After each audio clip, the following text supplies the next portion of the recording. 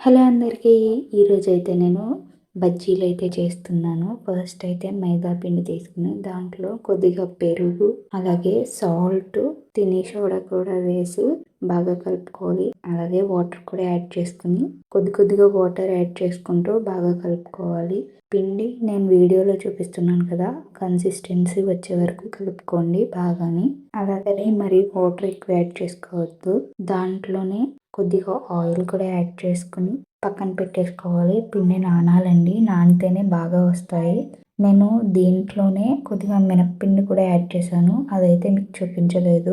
బాగా కలుపుకున్న తర్వాత 1 అవర్ రెస్ట్ ఇచ్చిన తర్వాత ప్యాన్ పెట్టి ఆయిల్ వేసి బజ్జీల కింద వేసుకుంటే మన వేడి వేడి బజ్జీలు అయితే రెడీ అయిపోతాయండి. చూసారు కదా ఎంత బాగా పొంగుతున్నాయో. నేను ఎప్పుడూ వేసే బజ్జీలే కాకుండా ఈసారి కొత్తగా ట్రై చేశాను, కానీ చాలా బాగా వచ్చినాయండి. క్రిస్పీగా, లోపల సాఫ్ట్గా. మీకు కూడా కావాలంటే తప్పకుండా ట్రై చేయండి. ఇది వీడియో నచ్చితే తప్పకుండా లైక్ చేయండి, షేర్ చేయండి, అలాగే సబ్స్క్రైబ్ చేసుకోవడం మర్చిపోకండి.